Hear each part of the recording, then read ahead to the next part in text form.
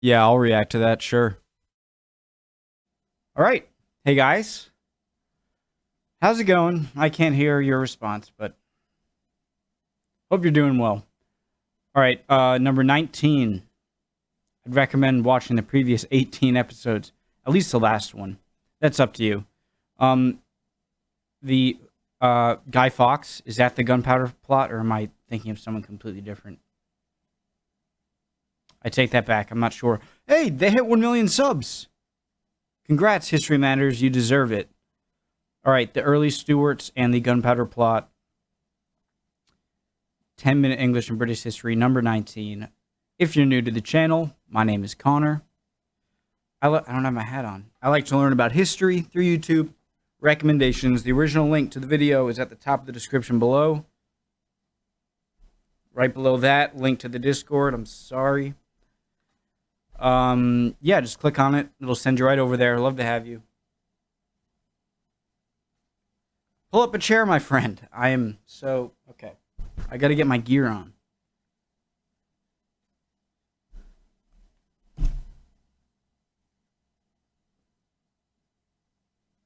Let's do it.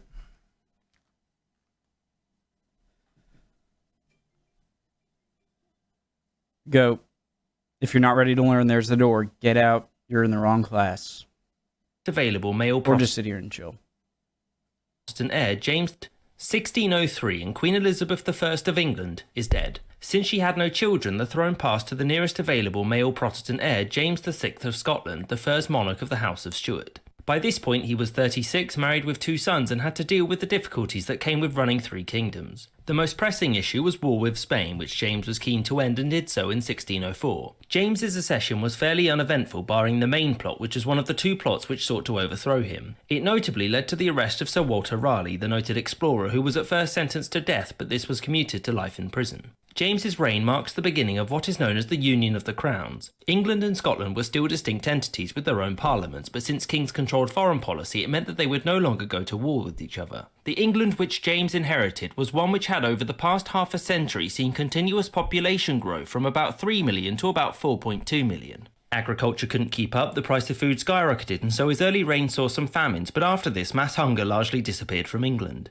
Those who struggled relied on the Elizabethan poor rate, which was a system of poor relief which gave things like food, wood for fuel and clothing to the poor. This led many to move from rural areas to the city, continuing the trend of increasing urbanisation. Cities had been growing steadily since the early Tudor period, 5 of which had populations over 10,000 by the time James took the throne. Unsurprisingly, London was the largest, boasting a population of about 200,000, which dwarfed England's second city, Norwich, whose population was only 15,000. One of the great issues facing James at his accession was the same as his predecessors: religion. In 1604, the Hampton Court Conference was called to answer a petition by Puritans and decide on any outstanding matters of doctrine. James was actually fairly responsive to the Puritans, who began to work within the structures of the church to achieve the reforms they wanted instead of simply moaning all of the time. The most important outcome of the conference was that it saw work begin on the authorised English translation of the Bible, better known as the King James Bible, which wasn't completed until 1611. The religious divide in England was not something that could be fixed by a simple conference. There were divisions amongst the Protestants, particularly between the Puritans and a newer group called the Arminians, which split the ruling classes. Furthermore, James quickly began to punish recusancy. Free will is a lie. Arminians, which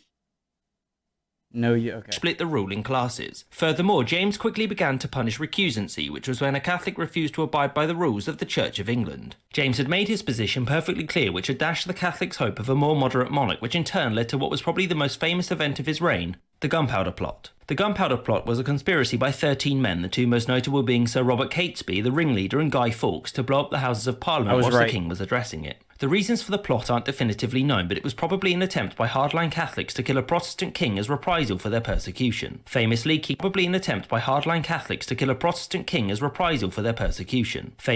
James wasn't blown up, and Guy Fawkes was discovered with a bunch of gunpowder underneath Parliament and arrested. He was subsequently tortured into revealing his accomplices, who were shortly afterwards captured and executed. The next year, James and Parliament passed harsh laws against Catholics, but there was no intense persecution because he didn't want to upset the Catholic powers of Europe too much. James also saw to the creation of stringent anti-witchcraft laws which banned people from making So a bunch of the I'm not saying all the Catholics, but a few Catholic men tried to blow up the Parliament, and he's still, I don't know if that shows more of the leniency of King James or just the power of Catholicism on the mainland? Too much. James also saw to the creation of stringent anti-witchcraft laws which banned people from making pacts with the devil. Most of those accused of witchcraft were old single women, but men were accused too. Courts were actually very sceptical of the accusation of witchcraft, and convictions weren't hugely common. I got better. A couple of years later saw a major event in the history of England and the world, the first permanent English settlement in North America at Jamestown in what is now Virginia. The English had tried before with a colony at Roanoke, but it failed. The next year would also see James appoint commissioners to oversee another colonial project, the plantations in Ireland. These plantations were where the Irish were kicked off of their land and it was given to English and Scottish Protestant settlers to live on instead. The idea was that this would make Ireland less prone to revolt since the native Irish would be poor and that eventually the Protestants would outnumber the Catholics. Fun fact, didn't work. James, like a lot of monarchs, was also having financial troubles, and a man called Robert Cecil, the Lord High Treasurer, had attempted to balance his books. He couldn't, so in 1610 he asked Parliament to levy taxes to help the king, which Parliament refused.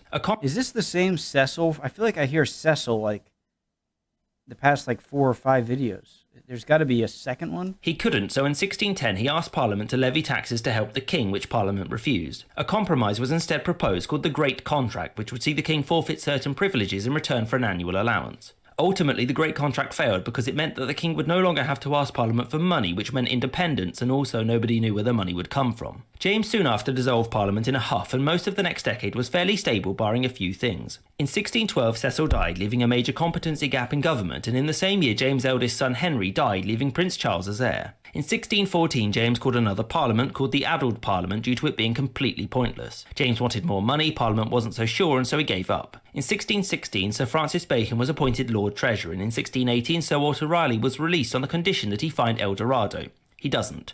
During his voyage to find this non-existent city, Raleigh attacked the Spanish, which James had specifically forbidden him to do so, and upon his return, he was beheaded. 1618 was also a big year for European history, since it saw the outbreak of the incredibly destructive 30 Years' War, but it didn't really kick off until 1620. In this same year, Plymouth Colony was founded in North America by the Pilgrims. That's right there. Who were a bunch of radical Puritans that felt that the Church of England was corrupt, and so they were out. So James is seen by many as a peacemaker, since he disliked war and saw it only as a last resort. His reasons for staying out of the war, despite England being Europe's most populous Protestant power, were largely diplomatic and financial because war is expensive. James was trying to get his son and heir, Charles, to... Sorry, pausing again. I was curious about that, watching the Kings and Generals 30 Years' War. Great series, by the way. Great channel. I'd recommend highly. And I remember seeing...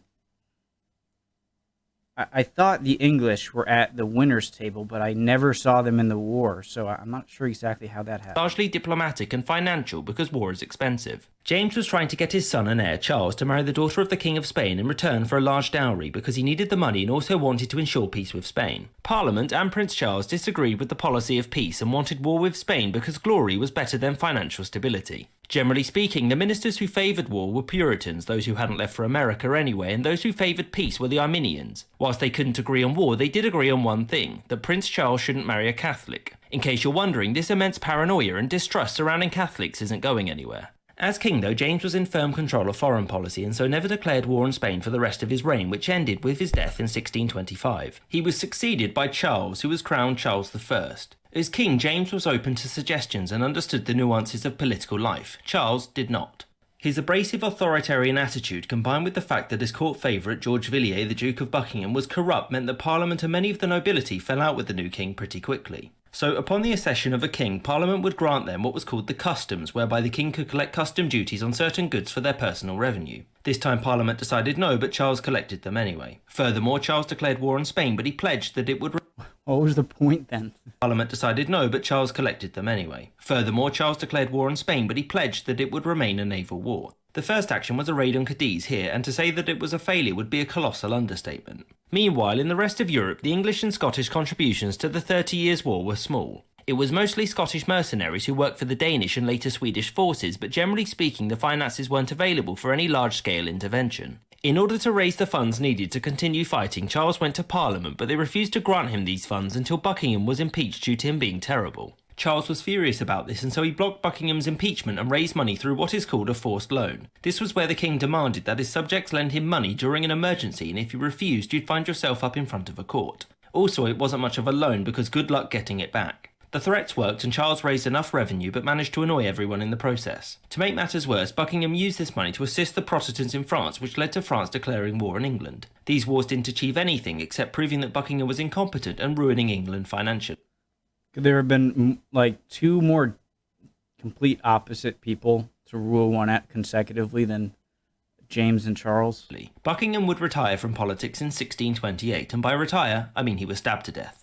Angry with the murder of his favourite and believing that Parliament was acting against him unfairly, Charles dissolved it in 1629, beginning his personal rule. Without a Parliament to levy taxes, Charles had limited means to raise money, of which he had too little. He did this by trudging up old feudal laws that nobody had heard of and fining people for not adhering to them. He also levied what was called ship money, which was where coastal regions were expected to provide ships or the money for them to the king for the defence of England. This was challenged in court, it being argued that this was a tax and for them to the king levied what was called ship money, which was where coastal regions were expected to provide ships or the money for them to the king for the defence of England. This was challenged in court, it being argued that this was a tax and thus only Parliament had the authority to raise it. The court ended up siding with the king, and afterwards So it's like quartering of ships.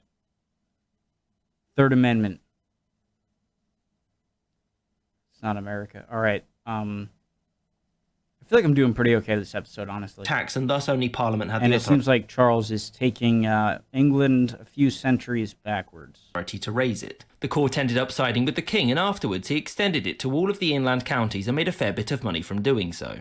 In 1633, Charles appointed a man called William Laud as the Archbishop of Canterbury, who wanted to make some changes to the Church of England that were pretty upsetting to the faithful, and in particular, the Puritans. The Puritans were opposed to the idea of there being a clergy who they believed had no right to stand between faithful believers and God. They also felt that there were too many rituals which they considered to be superstitious and too Catholic. So Laud and Charles believed that kings were an earthly representative of God and that his subjects were supposed to obey him without question. Laud also sought to add more mystery and decoration to church ceremony, which led to some anxiety amongst the laity and the nobles who feared that England was creeping back towards Catholicism. For many Puritans, the changes were too much, and so they decided to leave places like Boston and head to North America, where they founded Boston.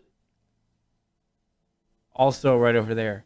So pretty much he wanted everyone to think that his word was God's word and to follow it, but in order for people to be more believable, or for him to be more believable, is to have more of these old Catholic kind of traditions that have all this pomp and circumstance. Worried about it. A lot of people worried going back to Catholicism. That's pretty funny.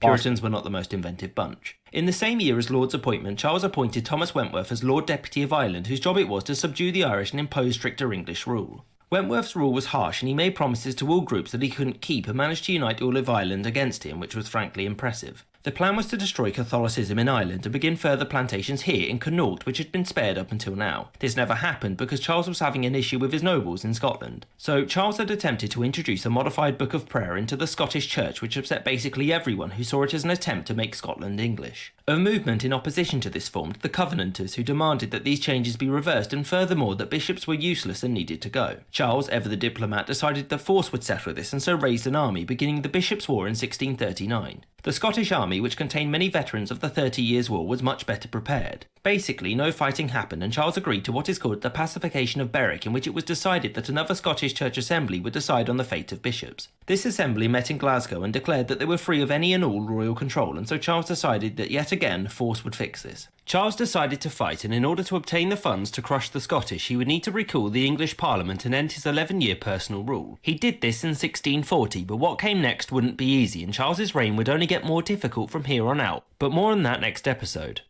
I hope you enjoyed this episode, and thank you for watching, and a special thanks to Thank you for making, and congrats, History Matters, on 1 million subs. That's crazy, awesome, well-deserved, and I know very, very broad strokes history, but again, I'm in here for the long haul, and we'll continue to learn more and more about English history, and that goes for all of the stuff I've watched videos on so far. And again, all I know about Charles is from this 10-minute video, but he doesn't seem like the best king. Anyways, next episode coming up later today. Keep an eye out for it. Hope you're all doing well, and I will see you next time. See ya.